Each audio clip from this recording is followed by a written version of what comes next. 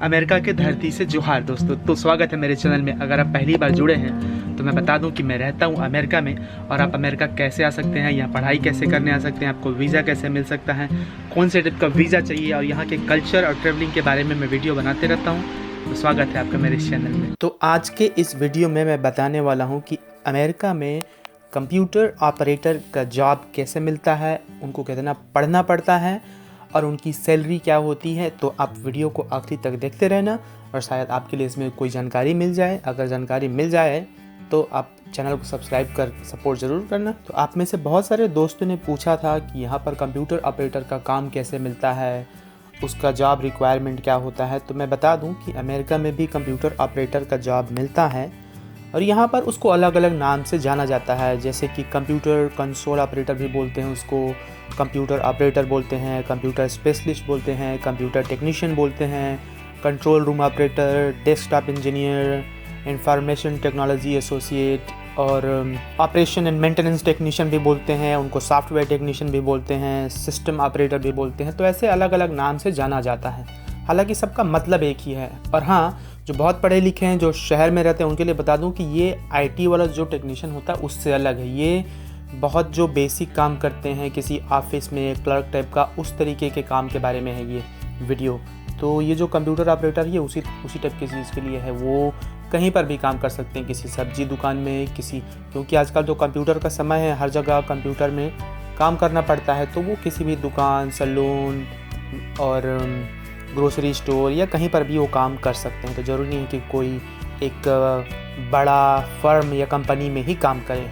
Education की बात है कि कितना उनको पढ़ना पड़ता है, वो जाहिर सी बात है, कोई जितना ज़्यादा पढ़ा है उतना ही ज़्यादा हेल्पफुल होता है काम मिलने में। तो अगर आप छोटे कस्बे या गांव से देख रहे हैं तो समझने की कोशिश करना इस बात को कि अगर आपने 10वीं पढ़ा है उसके बाद भी आपको ये नौकरी मिल सकती है। मतलब किसी को जो पढ़ा है और जो 12वीं पढ़ा है उसको भी, तो ज़रूरी नहीं है कि वो लोग बोलें कि 10वीं पढ़ना ज़रूरी है कि 12वीं पढ़ना ज़रूरी है। लेकिन जितना ज़्यादा जो पढ़े लिखे रहते हैं उनको आसान होता है, लेकिन मिल किसी को भी सकता है। कुछ चीज़ें तो तकदीर के ऊपर भी होती है ना। तो सैलरी भी उसी आधार पर आपको मिलता है कि आपके पास अनुभव कितना है, आपने काम क्या किया है, तो वो अलग है। अमेरिका में 50 राज्य है और हर एक राज्य में सैलरी अलग अलग होती है। हर एक राज्य में जो वहाँ की न्यूनतम सैलरी है वो अलग होती है। और अगर आपने न्यूनतम सैलरी के बारे में नहीं देखा है और जानकारी, तो मेरे चैनल में आप जाकर आज ही जुड़ जाना और देखना। मैं बहुत सारे इस तरीके की वीडियोस बनाते रहता हूँ ताकि आप जैसे जो छोटे कस्बे गांव के लोग हैं उनको समझ में आए और वो इस चीज़ को समझ भी सके, क्योंकि मैं खुद गांव से हूँ।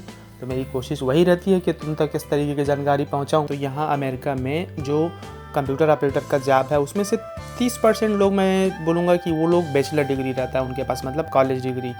25% लोगों के पास हाई स्कूल और 25% लोगों के पास 12वीं का डिग्री रहता है। तो ये यहाँ का लगभग एवरेज क्वालिफ़िकेशन यहाँ के डेटा के हिसाब से। तो आपकी सैलरी जो है, जैसे मैंने बताया कि वो निर्भर करता है कि आपके पास क्वालिफ़िकेशन क्या है, आपने पढ़ाई कितनी की है, अनुभव कितना है, तो उस हिसाब से सैलरी मिलती है। लेकिन फिर भी आपको 20 से 40 लाख रुपए सालाना के बीच में मिलेगा ही। वो मतलब मिनिमम है ही, उतना मिलेगा। तो वो डॉलर में तकरीबन $30,000 से $60,000 के बीच में होता है। जाहिर सी बात है, निर्भर करता है और फिर अनुभव और क्वालिफ़िकेशन वो सब।